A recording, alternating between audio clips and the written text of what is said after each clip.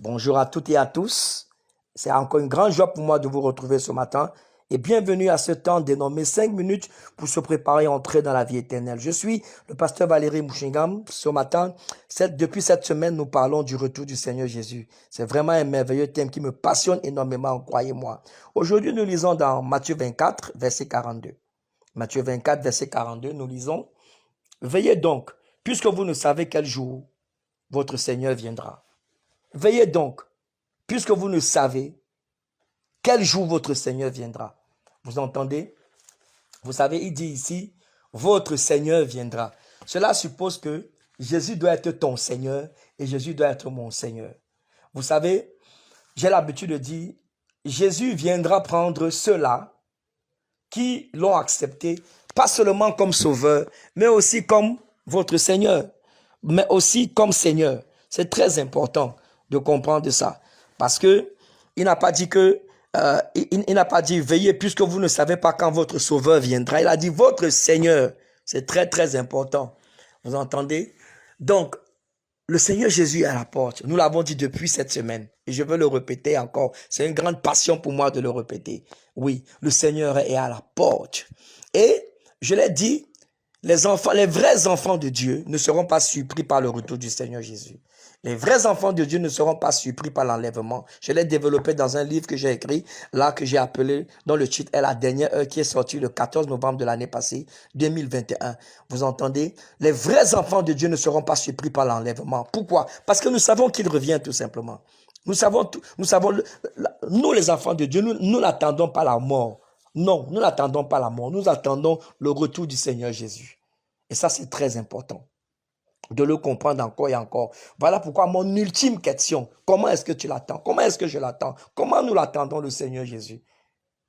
Et si nous l'attendons réellement, qu'est-ce que nous faisons? Si nous sommes prêts, c'est aussi important de parler autour de nous, de parler à nos amis, de parler à nos frères, à nos soeurs, à nos parents, à nos voisins. Je l'ai dit plusieurs fois, certains d'entre nous, nous retrouvons dans des groupes de WhatsApp, des amis du lycée, du collège, n'est-ce pas, de l'université, etc. Mais nous ne leur parlons pas de Jésus. Nous discutons de tout et de rien. Nous retrouvons certains amis de longue date sur Facebook. Nous ne sommes même pas en mesure de leur parler de Jésus. Le Seigneur Jésus que nous avons rencontré, c'est vraiment pitoyable. C'est vraiment honteux, excusez-moi de le dire. Nous sommes contents de nous retrouver. Moi, je te pose la question. Pourquoi tu penses que le Seigneur te permet de retrouver un ami d'il y a 15 ans? Et vous discutez de tout et de rien. Des fois même, voilà, les amis du lycée et tout ça qui sont dans des forums, ils cotisent de l'argent pour se retrouver en amis, ils font des fêtes. Ce n'est pas mauvais, je dis pas non, de se retrouver, c'est bien. Mais c'est quoi le but final? Si ce n'est pas de leur parler de la nouvelle identité, la nouvelle personne que tu es. Tu m'entends ce matin, c'est très important. S'il te plaît, les gens qui sont dans ton groupe, les gens que tu as retrouvés sur Facebook, prêche-leur l'évangile. Invite-les dans ton église si possible. Tu comprends? Parle-leur avec passion du Seigneur que tu as reçu. N'aie pas honte de cela. La Bible dit que si nous avons honte, quand le Seigneur reviendra dans sa gloire, lui aussi aura honte de nous quand il reviendra avec ses anges. C'est écrit dans le livre de Luc au chapitre 9. Tu m'entends? Donc, une manière de veiller également. Il dit, nous le veillons parce que personne ne sait le jour ni l'heure. Il y a des gens qui ont dit, le Seigneur Jésus revient à telle heure. C'est tellement faux. Nous l'avons dit l'autre jour. Les gens ont même vendu, n'est-ce pas, des choses. Ils ont commencé à se comporter d'une certaine manière. Personne ne sait le jour ni l'heure. Il reviendra subitement. Vous entendez?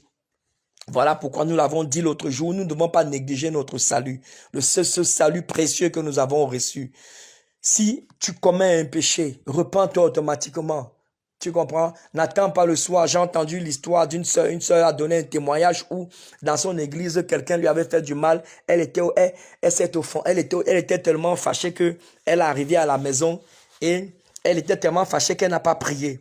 Elle n'a pas prié, n'est-ce pas? Et puis la nuit, elle a dormi. Autour de 5 heures, elle a fait un rêve et l'enlèvement s'était produit.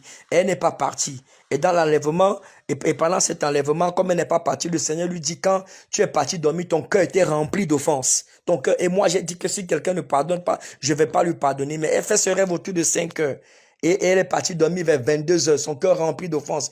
Et quand elle s'est réveillée, vous comprenez, elle a témoigné de cela. Comme pour vous dire, mes amis, que nous ne devons pas dormir avec une offense. La Bible dit dans Ephésiens chapitre 4, ne laisse pas le soleil se coucher sur ta colère. Vous entendez? Veillons sur ce genre de choses. La Bible dit que la fin d'une chose vaut mieux que son commencement. Qu'aurait-il servi? Je le dis très souvent à l'église. Tu es venu à l'église pendant les séminaires, les mardis. Tu as servi, n'est-ce pas? Je sais pas moi, dans la chorale, dans le groupe d'intercession. Tu as servi, tu as donné tes offrandes, tes dîmes et toutes ces choses pour négliger un péché dans ta vie qui va te faire perdre l'éternité. Il faut